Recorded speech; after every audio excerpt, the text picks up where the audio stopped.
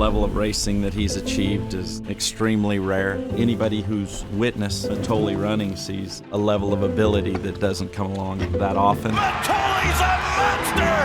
Matoli wins the sprint! Oh, what a horse he is! Matoli! He did it again! Wins the mid-mile! The only thing to be better than one Matoli is a few Matolis. The mighty Matoli, who won the Fargo by 3.5 lengths, the new stakes record. Hello, everybody. Mike Welsch back with you again here at Del Mar, this host site of the 2021 Breeders' Cup, where we're getting closer and closer now, less than a week away from the big dance. Things started out slow here this morning, but the action picked up as the morning progressed. We wound up having 20 workers overall, Breeders' Cup workers overall, 14 on the main track and 6 on the turf course at 9:45 this morning. Going to start with the one classic starter that worked this morning. That was Art Collector. Been looking forward to seeing his final work. He's been looking very good here all week long, and I thought he put in a good solid work. Maintenance-like work, half mile and 48-1. The rider purposely swinging him wide into the stretch to keep him from going too fast. He had stayed on the rail. He'd have done 47 and change easily. He did it easily, galloped out okay, and I thought it was a solid move 5 days out or 6 days out from the Classic. One other potential Classic starter, Idle, worked this morning, went 5/8 and 102-1, just an average-looking work. And shortly thereafter, trainer Richard Baltus told our Jay Pribman that he is withdrawing Idle from consideration from the Classic. Trainer Steve Asmussen's barn busier than expected this morning. He usually works his Breeders' Cup horses 5 days out before his race, which means the only one that we figured to work today was Echo Zulu, who runs on Friday in the juvenile fillies, but instead he worked 4 horses overall. Echo Zulu worked a half mile, a maintenance half mile, and 50-1. Thought she was a little noisy coming across the wire and did not gallop out with much energy. A lot of the Asmussen horses, when they do these maintenance works, they're not allowed to gallop out that much, but she was a little bit noisy coming across the wire. Jackie's Warrior, surprised to see him out there working this morning, went 3/8 of a mile only in 37 under a good hold all the way around. He looked fine.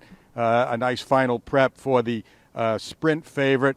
And the other two Asmussen workers today, Silver State for the dirt mile, went a little quicker than I would have thought, 48-2 for a half mile for his last maintenance move. But he, too, was making a little noise as he came across the wire. The best of the Asmussens, I thought, today was Clary Air. I've liked what I've seen from her all along. Reported earlier this week, the last 2 works I saw of hers over at Santa Anita were terrific, and she was just loaded this morning. She definitely wanted to do a lot more than they allowed her to. The rider had her in hand all the way. She was full of runs. She went a half mile in 49 flat, so another good morning for Clary Air. Aside from Art Collector, trainer Bill Mott also had a couple of other Breeders' Cup workers this morning. Casa Creed for the mile, and a Warlike Goddess for the filly and mare turf, working them on the dirt rather than on the turf, as he could have if he had desired.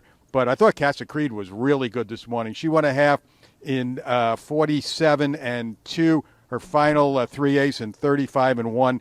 Did it easily. I thought a big move over the main track for Casa Creed. And Warlike Goddess a half in 48. She, too, was 35 and I think 4 for the final 3/8. So a good morning for trainer Bill Mott.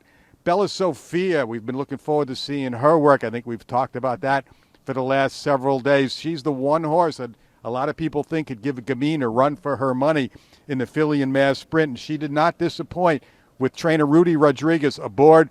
She went off slow to the quarter pole, finished full of run. I had her in 23 seconds flat down the lane, going easily, galloped out well in 101 and change. So Bella Sophia looks like she could actually do that, give Gamine a big fight. I mean, everyone has Gamine as a single here, as a solid, maybe the best bet on the card. But I think Bella Sophia is going to challenge her here, and I'm looking forward to their meeting in the filly and mare sprint.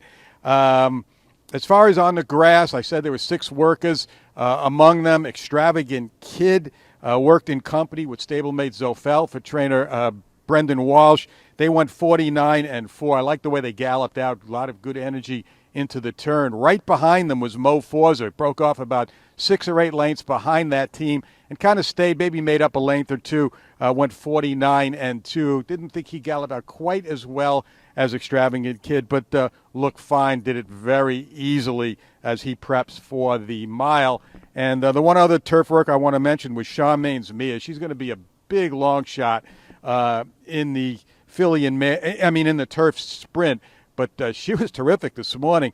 She went a slow opening quarter, sort of like in the Bella Sophia vein, same as her work, and then finished full of run and galloped out tremendously into the turn and all the way around down the backstretch. Didn't have a watch on her there. It's tough to time gallop outs on the turf course, but just visually, Charmaine's Mia was very impressive today. Like I said, plenty of other works. We don't have time to report them all here. Try to get more of that in our workout report that'll be up on DRF.com later. Still plenty of action to come. The New York horses scheduled to ship in today. Hope to see most of them on the track tomorrow.